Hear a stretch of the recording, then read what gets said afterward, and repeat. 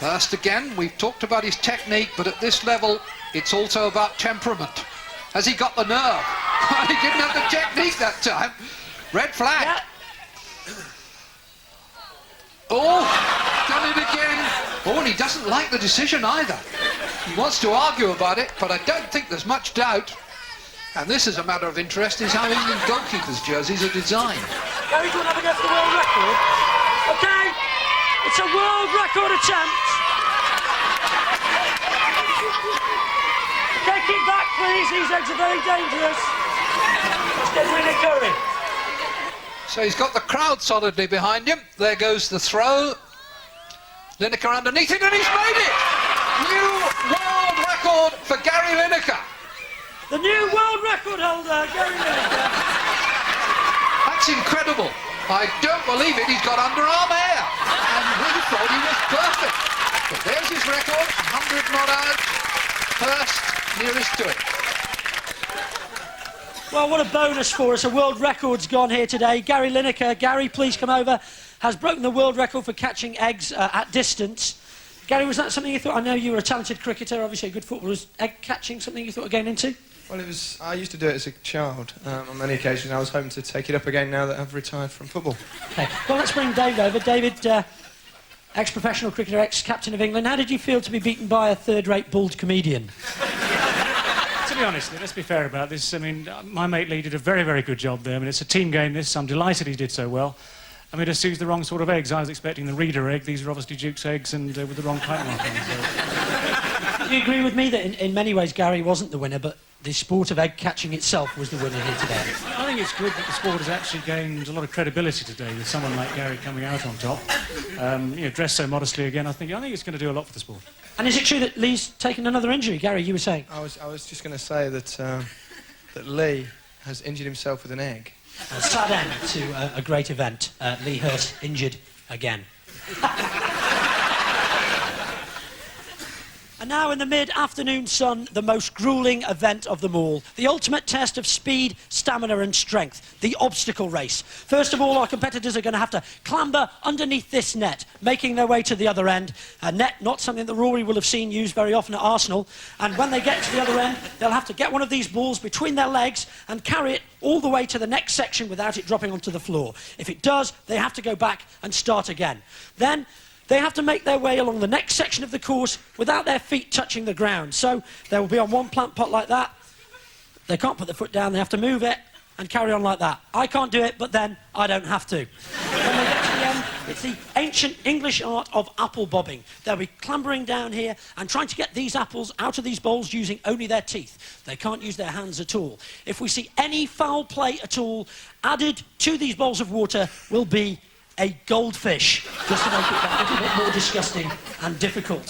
So something for them to worry about there. And then with their wet faces, they have to get down to these plates covered here in flour, and underneath there is a biscuit. They have to get the biscuit out again without using their hands, only their mouths, and they have to eat it. And then on to the most complicated part. There are 4 bikes here, they can choose any one, but all of them are slightly difficult to ride. I'm not going to explain what the problems are, but they'll find out soon enough. They'll go through the cones on the bikes, a very exciting part of the race this, and then each of them has their own discipline then to attend to. First of all, Gary, who will be in this lane, will be coming along and having to explain to this Japanese gentleman here the LBW rule, using the Japanese that he learnt, obviously, when he was at Grand Passage. I'll just check, do you know anything about LBW? No. Well, that'll be difficult for Gary, I imagine. Then Rory, this very much the strongest part for him. He has to eat this full English breakfast as quickly as he can, so he'll be quick enough there. Lee has to get this wig here onto his head, again without using his hands, using only his teeth and possibly one of his ears. And finally, David will have to put on this bow tie beautifully and neatly, as I know he will, and as quickly as possible. And then through here for the winners. And I'm very keen to see what injury Lee will pick up. 2 events left, and it's getting tense, and they're away. Under the net, in Lineker's case, close to the net, where he spent most of his career. Gower has come through quickly, so too has McGrath. Balls between their knees now, it's Linford all over again. Next the flower pots. Hurst has had to go back. Flower pots, incidentally, supplied by the Whitley Bay Garden Centre, the official garden centre of the school sports day. This is likely to be a demonstration sport at the next Olympics. It will be if the Americans are any good at it. It's a matter of improvisation and maybe innovation. Now, what's Hurst up to? Here, look. He's come up with an entirely new technique here. Now, the judges are going to have to decide if this is legitimate because he's walking away with it. He's coming to the apples. Now, teeth only, and they have to be your own teeth. Done the apple, going for the biscuit, and in case you're worried about the white powder, it is in fact flour, as the producers discovered when they paid £60 a gram for it. He's on the bicycle. He'll have a problem here. He's picked the one where the handlebars go one way and the wheel goes the other. Rory McGrath is back at the apple in the mouth bit. It's like a medieval banquet back there. Lineker is on the one with the wobbly wheels, and he's coming to the Japanese. Now, he knows a lot of Japanese phrases. Sorry, I missed the open goal. My toe hurts. Which way airport? But look here, it's Hurst with the wig, and he's going to win. And that wig is actually made from Lee's own hair that's fallen out over the years. Unfortunately, none of it from his head. Now, this is McGrath, way back down the course, having trouble with the breakfast. Probably a mistake to eat 5 of them in training. Artistic impression doesn't come into this, but it should do in tying the bow tie. Gower finding it a bit difficult. He normally gets his manservant to do it for him. There he is, over the line with McGrath. White powder all over his face. For a minute I thought it was Barbara Cartland. But there is the winner.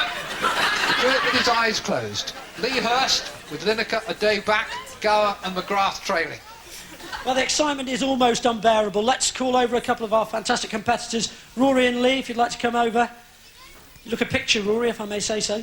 Thank you. A bit of flower pot tampering going on there, I think, from Lister Hurst. Well, you may say that, but then again, you know, it's like the Fosbury flop. You've used a new technique and it's been very successful. Is it something you've worked on? Something I've been working on for some time. I started for window boxes, and I heard they were flower pots. So I was a bit nervous because obviously window boxes are a lot bigger. But I had to win because there was a good prize at the end for me. For me, you know, because I want to have the biscuit and the apple after the breakfast. I wanted the breakfast to be floating around in the bowl, really.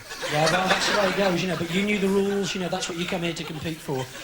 So still very exciting, and the final race, I believe, the sack race. How do you feel about that?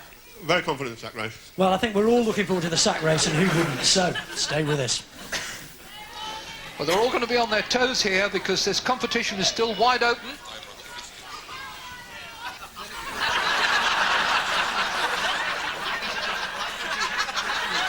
Lineker has been at pains to deny that he's been sponsored by anybody. These are just items he happened to have in his wardrobe. And in case you're worried about waste, I can assure you that all these sacks will be recycled. They're going to be used to drown puppies in. So Gower has started well. Lineker has started even better. McGrath in third. Hurst well back and hasn't got the technique right at all. Lineker going well. McGrath has gone down. That would give Hurst a chance. Lineker coming clean away. Oh, and showboating now. He's going to go over the line backwards and still does it with yards to spare over Gower. McGrath has come in third, having got up from the fall, and Hurst never came to terms with it. Tremendous performance from Lineker.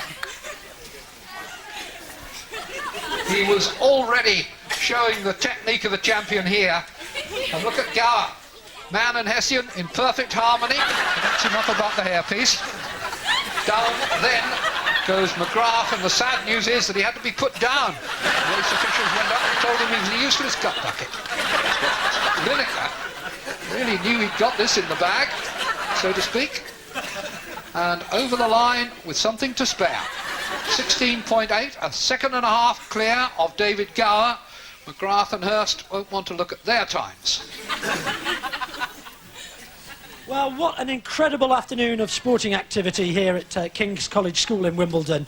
And the scores, as we can see here, Gary is the overall winner on 16, but not very well helped by Rory, his teammate, with 8. And so, in fact, the team winners are David and Lee with 26 to 24 from Rory and Gary.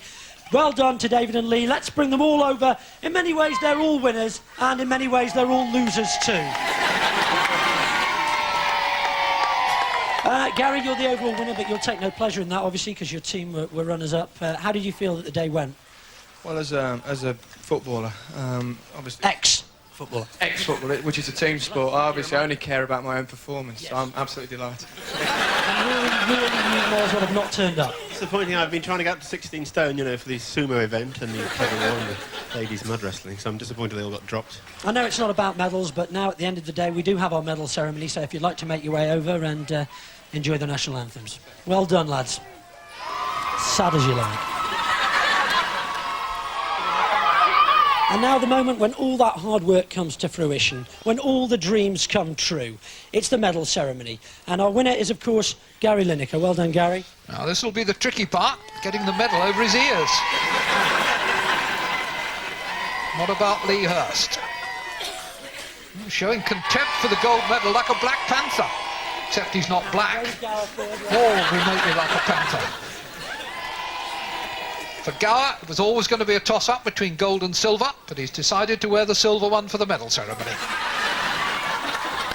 And Rory McGrath. Not bad for a fat bloke. I'm sure we will all agree we've all enjoyed a fantastic sporting occasion. I, for instance, was at the England-Holland game, and I haven't enjoyed myself so much this afternoon. And as this lovely summer's day draws to a close, the stars graciously pause to sign autographs for their adoring fans. Thank you so much, Mr. Gower. Do tell me, where do you get your hair done?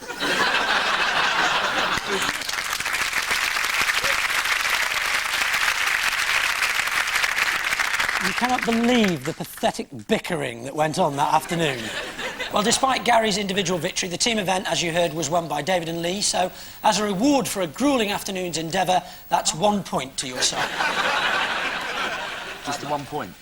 Yeah. All day? That's right, that's sort of the joke. Dodgy ribs. Dodgy ribs, 1 point. Yeah, big... Lee? Lee's the other side on the day. Dodgy ribs.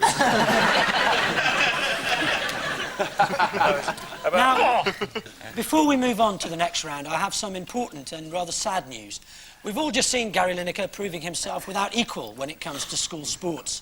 However, our long-range cameras, as opposed to our short-sighted officials, picked up this deeply disappointing footage during the obstacle race. In lane 1, Gary Lineker is blatantly seen using his hands to pick up the plate of flour in clear and flagrant breach of the rules. The They Think It's All Over disciplinary committee has subsequently decided that Gary Lineker is to incur a worldwide ban from all obstacle racing for 4 years. Yes. Cheating again. Promise. Good at the egg catching, though. You were very good at that, yeah. Very good, wasn't he good? Living on past glories again, Gary. Guinness Book of Records. So, at the end of that, Gary's team have 3 and David's team now have 7.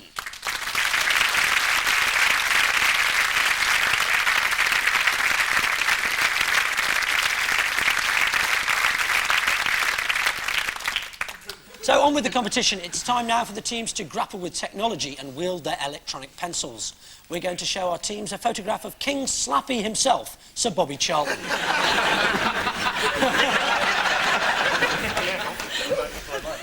In the Valley of the Bull, the man with 2 bits of hair is king. That's David for you. We've digitally... I can't say digitally. We've removed part of Bobby's famous hair, and it's our team's task to recreate the Charlton hairstyle as originally shown in this picture. Gary, Rory and Neil, you're the first to go. I just want to point out a little bit of something Bobby learnt at Manchester United here. This hand coming in here is the referee, and there's just a little envelope full of cash there being handed over. As for the hair, well, the hair's here, look. Little Christmas joke for the children there. Is that it? Is that your best effort? No. Is it this Gary? Yeah, that's I think... What? Hang on. I think you need a bit of an edge, mate. Say fuck. My mum's going to buy this video. Your mum's not going to You're not going to give her it?